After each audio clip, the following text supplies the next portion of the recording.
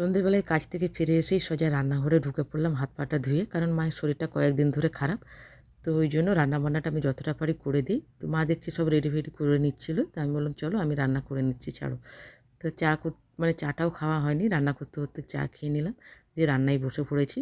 তো আজকে সেরকম কিছু একটা রান্না হবে না।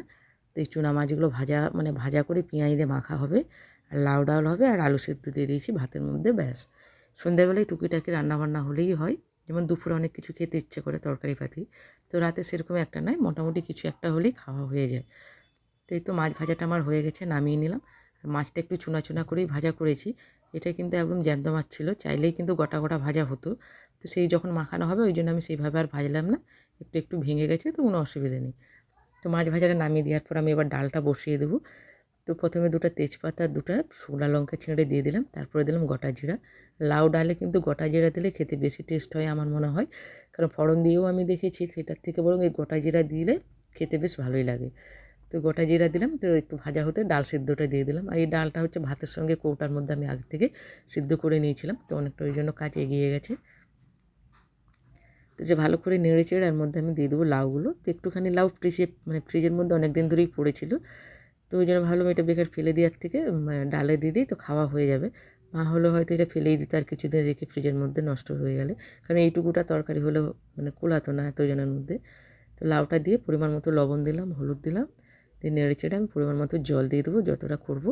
আর এমনিতে তো ডাল সিদ্ধই হয়ে আছে, খালি লাউটা সিদ্ধ হতে যতক্ষণ লাগে। তো পরিমাণ মতো জল দিয়ে আমি এটা সিদ্ধ হওয়ার জন্য ছেড়ে দেবো। আর এই লাউ ডাল খেতে কিন্তু গরমকালে বেশ ভালোই লাগে। গরমকাল কেন, শীতকালেও আমার বেশ ভালোই লাগে। তো ডাল সিদ্ধ হয়তো প্রায় হয়ে গেছে। 2-3টা টমেটো কেটে আমি দিয়ে দিলাম, ডালটা যাতে সুন্দর দেখায়। তো টমেটোগুলো দিয়ে আর 2-4 মিনিট থাকবে, তারপর আমি নামিয়ে নেবো অল্প একটু ধনেপাতা দিয়ে। আর এই ডালটা খেতে কিন্তু অসাধারণ হয়েছিল।